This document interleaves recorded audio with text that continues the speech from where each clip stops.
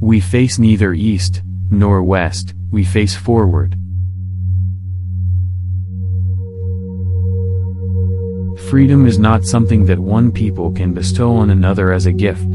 They claim it as their own, and none can keep it from them. The best way of learning to be an independent sovereign state is to be an independent sovereign state. I am not an African, because I was born in Africa, but because Africa was born in me. We prefer self-government with danger, to servitude in tranquility. Revolutions are brought about by men who think as men of action, and act as men of thought. A state in the grip of neocolonialism is not master of its own destiny. It is this factor which makes neocolonialism such a serious threat to world peace. Those who would judge us merely by the heights we have achieved, would do well to remember the depths from which we started. It is clear that we must find an African solution to our problems, and that this can only be found in African unity. Divided we are weak, united, Africa could become one of the greatest forces for good in the world. Action without thought is empty. Thought without action is blind. Countrymen, the task ahead is great indeed, and heavy is the responsibility, and yet it is a noble and glorious challenge, a challenge which calls for the courage to dream, the courage to believe, the courage to dare, the courage to do, the courage to envision, the courage to fight, the courage to work, the courage to achieve the highest excellencies and the fullest greatness of man. Dare. We ask for more in life. It is far better to be free to govern, or misgovern yourself than to be governed by anybody else. The forces that unite us are intrinsic, and greater than the superimposed influences that keep us apart. As far as I am concerned, I am in the knowledge that death can never extinguish the torch which I have lit in Ghana and Africa. Long after I am dead and gone, the light will continue to burn, and be borne aloft, giving light and guidance to all people.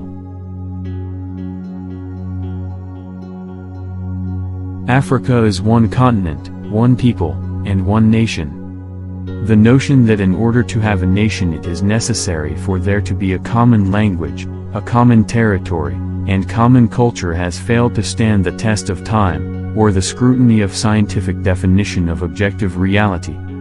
The community of economic life is the major feature within a nation, and it is the economy which holds together the people living in a territory. It is on this basis that the new Africans recognize themselves as potentially one nation, whose dominion is the entire African continent. Capitalism is a development by refinement from feudalism, just as feudalism is development by refinement from slavery. Capitalism is but the gentleman's method of slavery. Africa is a paradox which illustrates and highlights neocolonialism. Her earth is rich, yet the products that come from above and below the soil continue to enrich, not Africans predominantly, but groups and individuals who operate to Africa's impoverishment. All people of African descent, whether they live in North or South America, the Caribbean, or in any part of the world are Africans, and belong to the African nation. The independence of Ghana is meaningless, unless it is linked up with the total liberation of the African continent. I believe strongly and sincerely that with the deep-rooted wisdom and dignity, the innate respect for human lives, the intense humanity that is our heritage, the African race, united under one federal government, will emerge not as just another world bloc to flaunt its wealth and strength, but as a great power whose greatness is indestructible, because it is built not on fear, envy and suspicion, nor won at the expense of others, but founded on hope, trust, friendship and directed to the good of all mankind. For centuries, Europeans dominated the African continent. The white man arrogated to himself the right to rule, and to be obeyed by the non-white. His mission, he claimed, was to civilize Africa. Under this cloak, the Europeans robbed the continent of vast riches, and inflicted unimaginable suffering on the African people. The result of neocolonialism is that foreign capital is used for the exploitation, rather than for the development of the less developed parts of the world.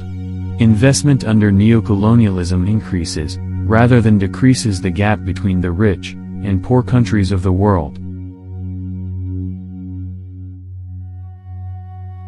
We all want a united Africa, united not only in our concept of what unity connotes, but united in our common desire to move forward together, in dealing with all the problems that can best be solved, only on a continental basis. But, I think that of all the literature that I studied, the book that did more than any other to fire my enthusiasm was, The Philosophy and Opinions of Marcus Garvey, published by his wife. The total liberation and unification of Africa under an all-African socialist government must be the primary objective of all black revolutionaries throughout the world. It is an objective which, when achieved, will bring about the fulfillment of the aspirations of Africans and people of African descent everywhere. It will at the same time advance the triumph of the international socialist revolution. The fortunes of the African Revolution are closely linked with the worldwide struggle against imperialism. It does not matter where the battle erupts, be it in Africa, Asia or Latin America, the mastermind and master hand at work are the same. The oppressed and exploited people are striving for their freedom, against exploitation and suppression. Ghana cannot be neutral in the struggle of the oppressed against the oppressor.